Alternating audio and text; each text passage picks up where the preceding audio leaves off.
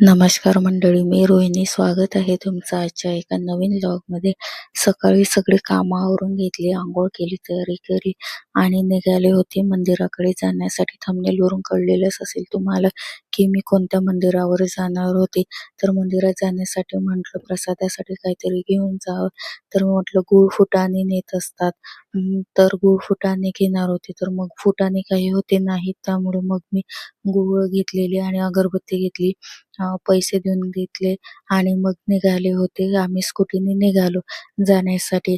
तर अशा प्रकारे सकाळचे छान असं प्रसन्न वातावरण होतं. सकाळचे 8:30 वाजलेले होते.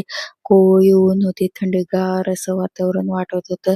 आणि मी आज एक खास म्हणजे मी बॅक कॅमेराने आज व्हिडिओ शूट करत होते. तर आम्ही चाललेलो होतो मारुती मंदिरात. चमत्कारिक मारुती मंदिर आहे NDA पाषाण रोडवरती. अशा प्रकारे छान असे झाडं वगैरे, खूप छान असे शांत वातावरण आहे तिथलं. आणि पोचलेलो आहेत आम्ही मंदिराजवळ. तर हे मंदिर NDA पाषाण रोडवरती कॉर्नरवरतीच आहे, लगेच दिसतं. आणि इथे सकाळी तर जास्त गर्दी राहत नाही, पण मंगळवारी आणि शनिवारी खूप जास्त गर्दी असते. त्यामुळे आज मंगळवार होता म्हणून म्हटलं लवकर जाऊ. लवकर गेलं की लवकर नंबर लागतं.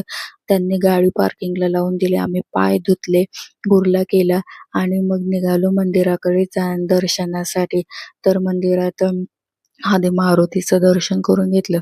त्यानंतर आम्ही शनिदेवाचं दर्शन करून घेतलं. तिथे पण अगरबत्ती लावून घेतली, दर्शन घेतलेलं.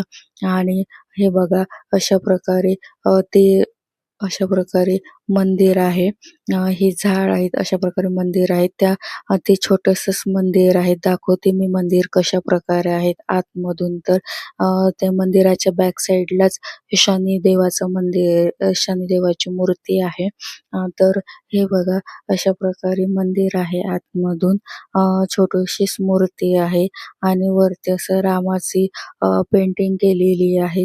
आम्ही पण अशाच प्रकारे छान असं अगरबत्ती लावून दर्शन घेतलेलं आणि प्रसाद ठेवून दिलेला तिथे.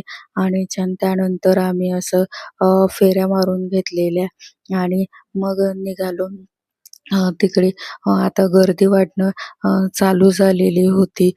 थोडी गर्दी वाढणे चालू झाली होती. लाईन पण लागणं चालू झालेले होते. इथे अशा प्रकारे ज्यांची इच्छा पूर्ण होतात ते इथे घंटी बांधतात. आणि हे असे लाल बोर्ड आहे. त्या बोर्डवरती हनुमान चालीसा, शनी चालीसा, रामरक्षक असे लिहिलेले आहेत. तर मग जे कोणी वाचतात ते. आणि अशा प्रकारे बघा ज्याची इच्छा पूर्ण होतात ते अशी घंटे बांधतात. आम्ही प्रसाद घेऊन घेतलेला आणि निघालो मग घरी जाण्यासाठी. तर त्यांनी मग गाडी काढलेली आणि मग गाडीवर बसले आणि आम्ही निघालो होतो घरी जाण्यासाठी. देवाचं दर्शन घेतले तर खूप अशी पॉझिटिव्ह एनर्जी पण येते आणि छान असं प्रसन्न पण वाटतं.